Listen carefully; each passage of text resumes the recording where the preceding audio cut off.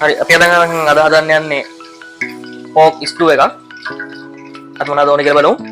මෙතන මම අරන් තියෙනවා පෝක් ග්‍රෑම් 500ක්. මම මේක කලින් දවසේ මැරිනේට් කරලා තියෙන්නේ. ගම්බිරිස් ලුණු 3-5 කුඩු දාලා 5 කුඩු පොඩ්ඩක් වෙයි.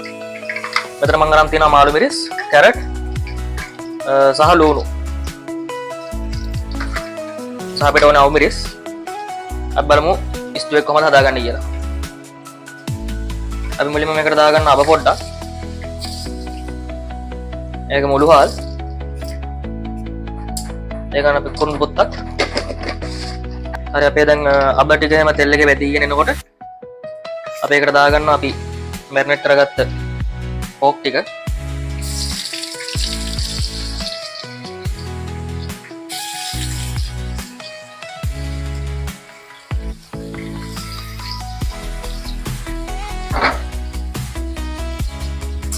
ස්ටූ එකේදී පෝක් එක පොඩ්ඩක් තෙල් එකේ බැදුනහම භාගයට බැදුනහම ඒකේ තියෙන අමුතු රසක්.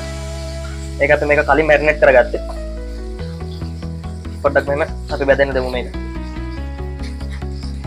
අර ඔයගොල්ලන්ට පේනද දැන් අපේ පෝක් එක භාගයට බැදිලා තියෙන්නේ.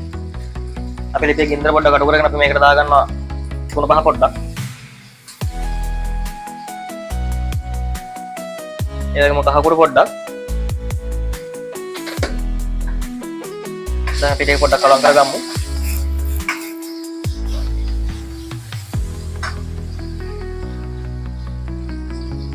ඊට පස්සේ අපි දැන් දාගන්නවා මෙතනට වතුර පොඩ්ඩක්.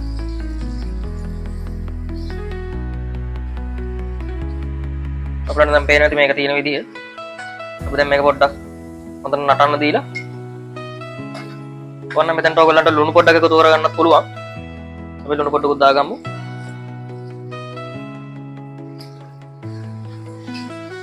අපිට මෙතනට දාගමු ස්ටූ එකට අනිවාර්යෙන් ඕන කරන දෙයක් ගම්බිරිස්.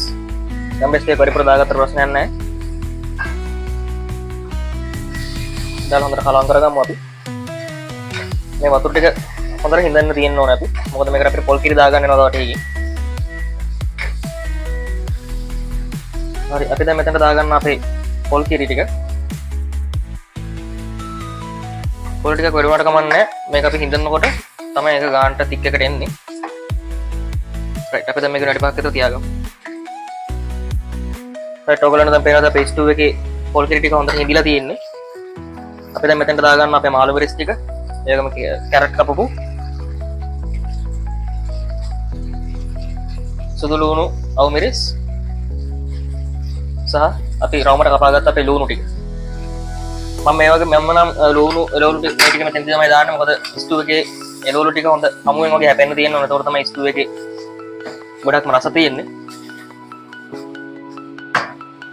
රයිට් මේක තමයි අපේ ස්ටූ එක. එළවලු ටික දාලා අපි ලිප නිමා ගන්නවා. ඔයගොල්ලෝ මේ විදිහට හාලා බලන්න කොහොමද රස කියලා.